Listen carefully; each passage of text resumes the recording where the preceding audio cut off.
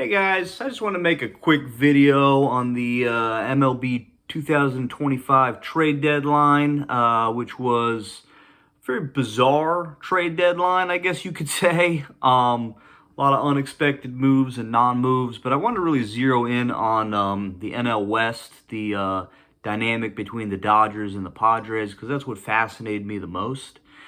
I've heard a lot of commentators and people being kind of incredulous about the Dodgers' lack of a big move at the trade deadline, and obviously their biggest division rival, the Padres, that only trailed them by 3 games, having as big of a trade deadline as anyone could have possibly imagined. I mean, they totally overhauled their roster, traded most of their draft picks from last year and all of their best prospects in general, almost all of them. And a lot of people were just surprised that the Dodgers, who have one of the best farm systems in baseball, as many pieces to throw around with which to make an upgrade, as anybody, and with their biggest rival, the Padres, hot on their heels, that they wouldn't do something big themselves.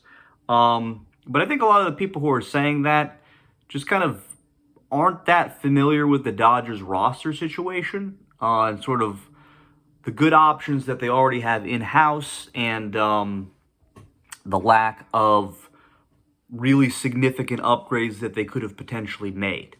If you look at what the Dodgers were looking for at the trade deadline, it's not starting pitching, even though they haven't had the best starting pitching this year.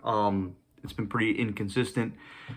They still have as many, high upside ace level starters of any team in baseball.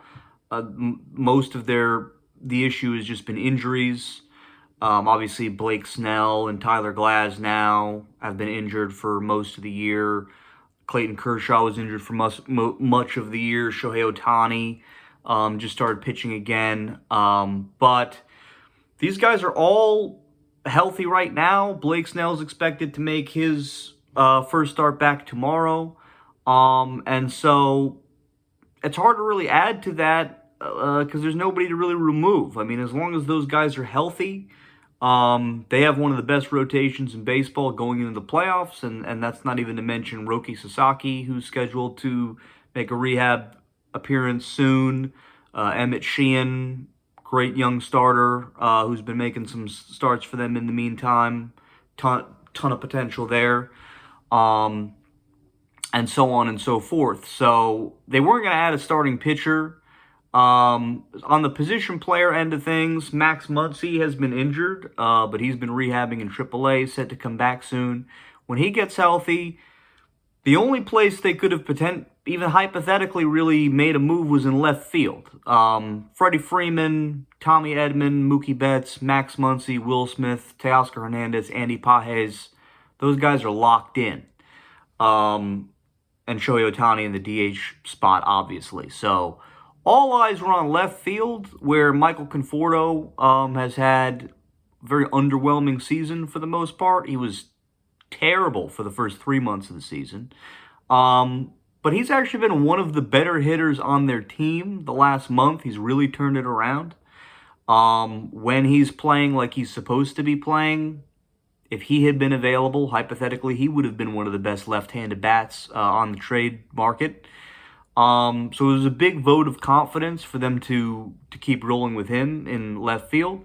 But they got a lot of other great options, too. I mean, Tommy Edman can play in the outfield. They've played him in the outfield, last year in the playoffs and different times this year, which opens up second base for Hyesung Kim, rookie from Korea, who's been great for them so far, hitting over 300, one of the best base stealers in the game per attempts, Gold Glove level second baseman. People also forget about Miguel Rojas, Miguel Rojas has had 2 of the best offensive seasons of his career this year and last year. Another Gold Glove caliber second baseman. His value is off the charts, pound for pound when he's hitting the way that he's hitting because of how well he plays defensively. So that's another guy you can play at second base. Put Tommy Edman in the outfield. And then also top 100 prospect, star infield prospect, Alex Freeland, who they just recently called up. He's only played 2 games in the majors, but he's tearing the cover off the ball so far. And they did make an upgrade, or a trade at least. They got a right-handed platoon bat in Alex Call from the Nationals to play with Michael Conforto in left field. Again, not a big name, doesn't sound like a big addition, but he's been really good for the Nationals this year and last year. Hits lefties well, great defensive versatility. On paper, there weren't too many guys moved at the deadline that have been putting up better numbers. Maybe Harrison Bader would have been a better right-handed platoon option with Conforto. Ramon Laureano is obviously having an amazing year, but as far as, career averages, those guys, you can flip a coin who's better between Alex Call and them. And Alex Call's under contract for 4 more seasons and costed way less in terms of prospects going back. So I think, the big move that everybody was hypothesizing the Dodgers might make was for Steven Kwan. He would have cost a fortune. I mean, we saw the premium prices that teams were willing to deal for top chips at this deadline. And I think he would have been an incremental upgrade at best over what they already had. Same story goes for the bullpen. Again, not as many big names as you might think. People are like, oh, the Dodgers have to make a big move in the bullpen. But when it comes to the playoffs, it's always more about quality over quantity when it comes to relief pitching because, you only really need 4 starters in the bullpen. Sometimes you can get 4 starters in the playoffs. A lot of teams just go with 3. The Dodgers won a World Series last year, mostly using 3 starters, really 2.5 starters at times with their rotation. A lot of bullpen games. Walker Buehler, kind of a swing man. But again, when you look at the Dodgers' rotation on paper heading into the playoffs right now, it's one of the best in the game. You got Yamamoto, Snell, Glasnow, Kershaw, Ohtani. Technically, even if one of those guys gets injured, they still have 4. But that would put guys like Emmett Sheehan and Roki Sasaki, who's coming back. I think Roki Sasaki will almost inevitably go right to the bullpen when he comes back, where he could be overwhelming for hitters with, devastating 2-pitch mix fastball splitter. So, a lot of people forget that starters turn into relievers. And even if you just look at the relievers the Dodgers have, again, there's injury concerns, of course, but at some point you got to go with the guys that you have on their roster and just hope they're healthy unless you're willing to replace them. But there's a Blake Trinan, Tanner Scott, Kirby Yates, Michael Kopech, Alex Vesia, who's been one of the best relievers in all of baseball this year and last year. Brusdar Gratterall scheduled to come back. And they did add a piece in Brock Stewart. It's not the biggest name, but he's been almost as nasty and almost as successful results-wise when healthy as any reliever moved at the deadline. And then you got another nasty lefty in Anthony Banda, who's been really good this year and last year for the Dodgers. Jack Dreyer, who, again, your average fan isn't going to know about Jack Dreyer, but really good multi-inning left-handed relief pitcher, has been great for the Dodgers all year. We're already up to 9 guys. You can't even. They're not even going to be able to carry all of these guys come playoff time if all their starters are healthy. But the options don't end there. You got a guy like Edgardo Enriquez. Again, not a household name, but one of the best relief prospects in baseball. Throws 102 miles an hour with a devastating slider. He was on their World Series roster last year, and he has pitched for the Dodgers this year. That's an option. Justin Robleski, who of course he's a great starting pitching prospect, but the Dodgers have used him out of the bullpen a lot this year. They probably are planning to continue using him out of the bullpen. Left-hander that can touch 100 miles an hour with 4 off-speed pitches. These are guys that could be devastating, out of the bullpen come playoff time. Hypothetically, just as good as anybody they could have traded for. And that's more arms than they can even hypothetically use. Not to mention other guys like Ben Kasparius, who's also on their World Series roster last year, pitched well in the playoffs, has looked good for them at times this year. Um, so, I mean, if the Dodgers had traded for a guy, I'm not saying there's nobody they could have gotten that would have been an upgrade. Of course, a guy like Joan Duran of the Twins or Mason Miller from the Athletics. Would I take those guys over somebody that they already have that they could bounce come playoff time on an inning-to-inning basis? Sure. But are you going to trade an arm and a leg to get a, 3 wins above replacement reliever over a 2 wins above or 2.5 wins above replacement reliever?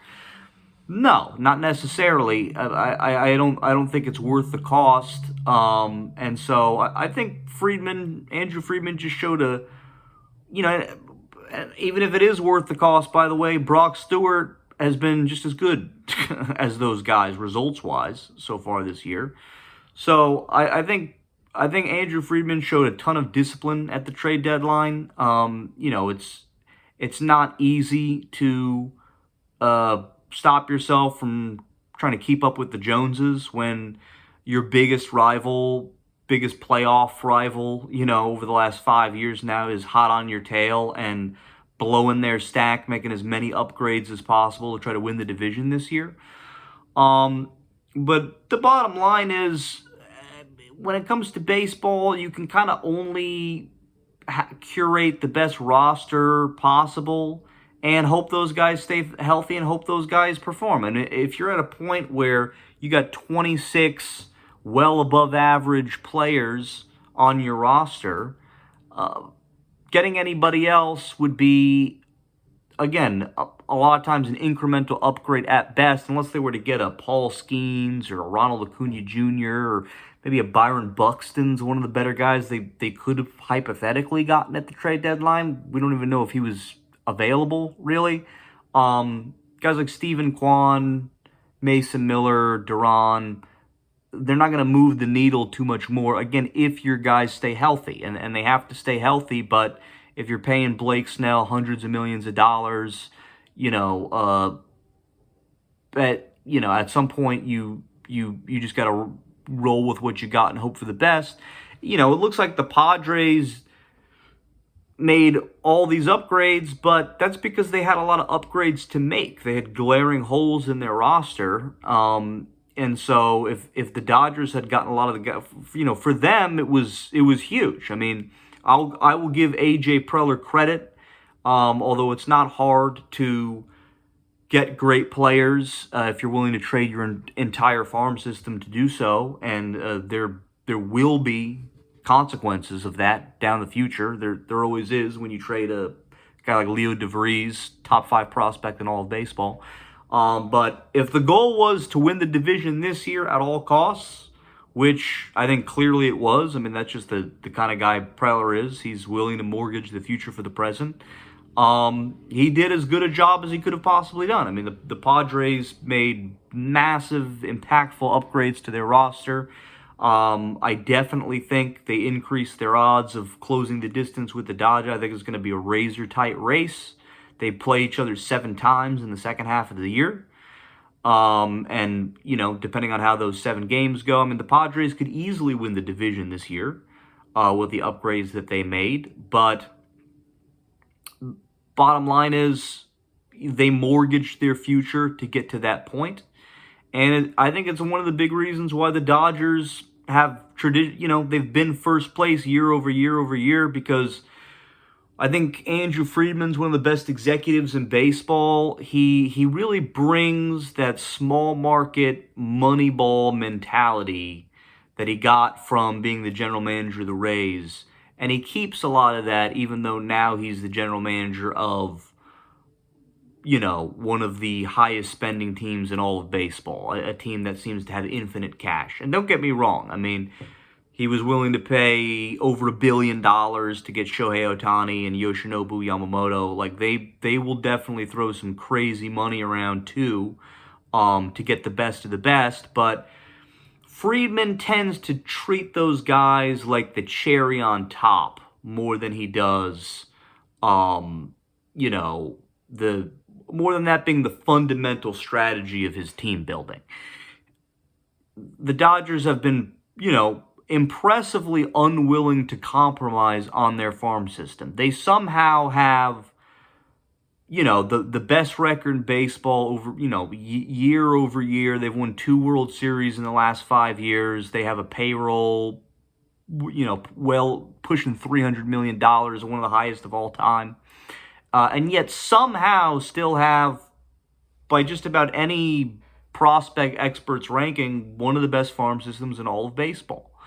And we continue to see the results of that over time with guys popping up organically when they need them, whether it be a Dalton Rushing or an Emmett Sheehan or a Gavin Lux, who they flipped for top 100 prospect, and they're able to find these great pieces from within that the Padres tend to try to go out and get the same pieces by trading 3, 4, 5 of their top prospects.